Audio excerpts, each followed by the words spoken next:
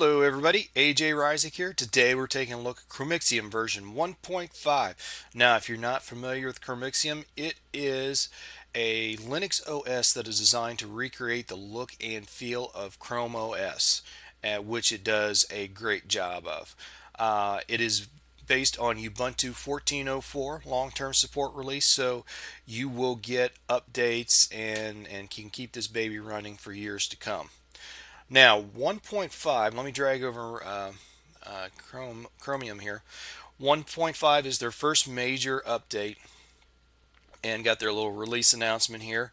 And this is 32-bit only. They are in the process of developing a 64-bit version, and actually the 64-bit release candidate is out. So if you want to grab that and try it out, you can. But it is still back on version 1.0.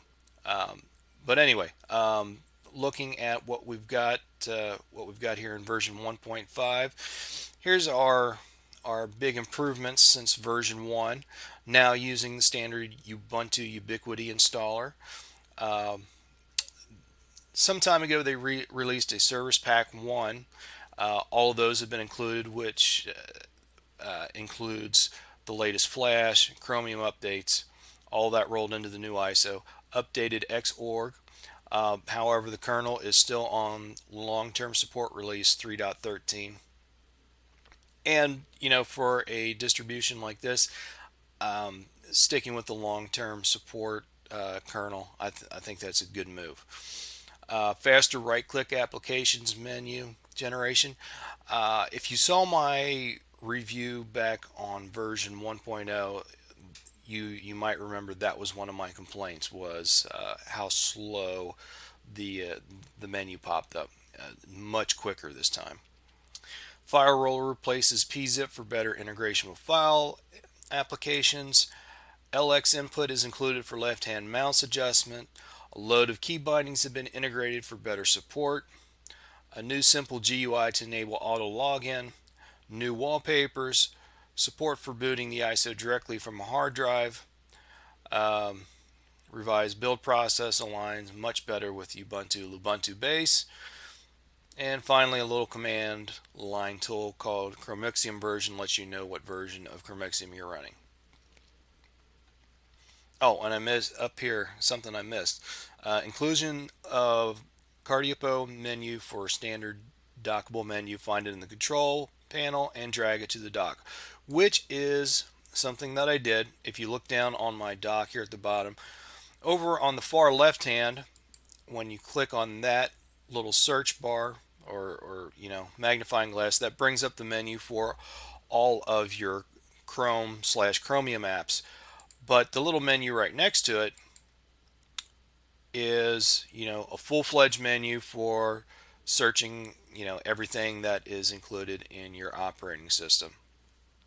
Now, before adding that, it was simply a right click and go to applications.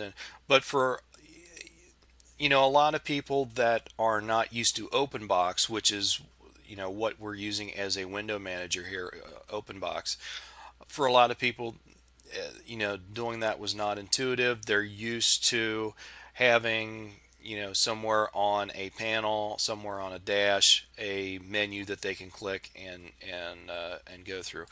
You've got that now, and it has a real nice search function, so you can do a keyboard search, or you can scroll through categories however you want to find whatever application or setting or whatever that you want to go to. Since this distribution is focused on using web apps, there is very much a lack of pre-installed desktop applications. Let's go and open our menu up.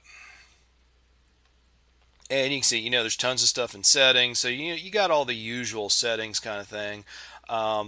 You've got your usual utilities like a file manager, a calculator, image viewer, terminal, text editor, that sort of thing. But there is no Office suite. There is no application like GIMP or Inkspace for playing around with images. So now you can go and add that kind of stuff, And in fact, if you go down to, I believe it's here in settings,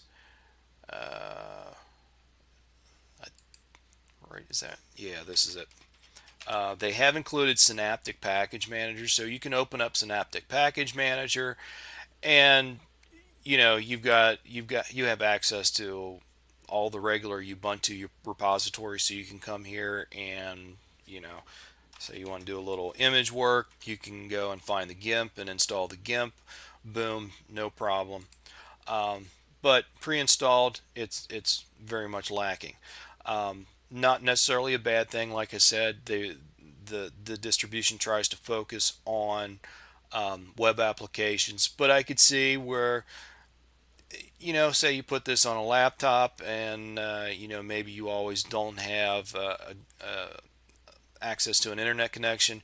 You go ahead and you have LibreOffice, Abbey Word, something like that on here, so that you don't have to be concerned with always having access to a internet connection. One of the things they've done a good job of with this distribution is making it look good. The wallpaper's really nice. Not a huge variety of wallpapers, but everything that they got here really nice looking. And nitrogen, which is what they use for changing the wallpapers, it allows you, if you are on a multi-monitor setup like I am, you can come down here and you can, for whatever wallpaper you use, you can choose full screen, or you can pick which screen that you want to put on. So nice little effect there. Let's go screen one, and let's flip it to something else. So you can see, like I said, not a huge number here, but the wallpapers that are included, very nice looking. Um, so done a real good job with that. And then also, most people, if you mention open box, oh, very light on the resources, it's probably not going to be very good looking. Uh, you can do a lot with open box and making it look good. Here's a open box configuration manager, and just looking at the themes that we've got going on here, this is their stock Chromixium theme, but they've got this Chromixium Light. Um, you can see there, once again, not a huge number of themes, but a fair number, and some of them pretty good looking. One of the things that I really liked about Chromixium version 1.0 was that everything worked out of the box. I mean, there weren't crashes and this app worked but this one didn't, and when I tried to do this, the screen goes blank. Everything just seemed to work out of the box for me. And I've got to say, the few days that I've been working with version 1.5 here, got the same experience. No issues with anything. Everything just works right out of the box. So, definitely two thumbs up to the development team for getting that right. While we're talking development, let me drag Chromium over here again. Um, Chromixium now has a PPA, so as new apps and other development comes down the pipeline, you can go and access via the PPA. Um, Here's a link right here to the Launchpad page, and then if you want to add the PPA, you've got terminal um, instructions right here for adding that PPA. And for, at least as of right now, you can go and add the Google browser. So if you'd rather have Google browser as opposed to, Chrome as opposed to Chromium on your desktop, you can do that. Um, you install, after adding the PPA, install the package Google Browser Choice. Um, if you want to switch to Chrome, they have this Chromixium Input, and it says the package Chromixium Input is a simple application designed to replace the G pointing device setting and LX input on open box systems such as Chromixium. It uses a combination of SynClient, Xinput, and Xmodemap to change various mouse, keyboard, and touchpad settings.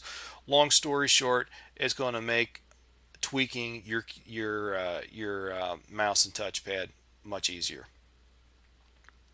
And then they have a Chromecast daily wallpaper changer. You can go add that, and you'll get a wallpaper of the day, I guess you could call it. So lots of exciting stuff going on over there, and I mentioned before they are in development of the 64-bit Chromixium right now. Here's kind of their roadmap of what they're looking at. Uh, Sometime this month, Chromixium 1.5 at 64-bit, the RC, which we've seen that. We've seen the release candidate.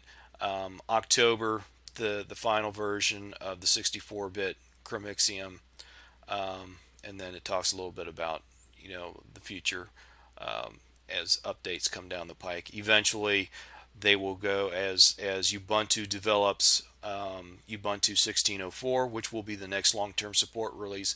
They will start developing. I guess that would be Chromixium 2.0, which will be based on Ubuntu 16.04. So lots of exciting stuff coming down the pike. So definitely check out this operating system. I don't think it is for everybody. It, you know, Probably a good travel companion if you're somebody that you have a main desktop for doing all your major work, and then a laptop where you do a little writing, a little surfing, that sort of thing. Um, Now, if you're the kind of person your computer is for cruising the net, you write the occasional, high school term paper, college term paper, letters, that sort of thing. This is probably a good operating system. Um, for some people, it's probably not going to be the right thing, especially right now since we're only in 32-bit. Um, Once the 64-bit hits final, though, I could see a lot of people going with this because it's really light on the resources since we're based on OpenBox and just have a, simple panel and that sort of thing. So, the majority of the RAM is going to be available for running your application. So, once that 64-bit hits final, I can really see this working for a lot of people. But anyway, in any case, download it, give it a try, see what you think. And that being said, that about finishes up this video. As always, leave comments, questions, all that kind of stuff down below. And please subscribe if you're not a subscriber. Give us a big old thumbs up if you like the video. And as always, I hope to see you on my next video. Thanks a lot.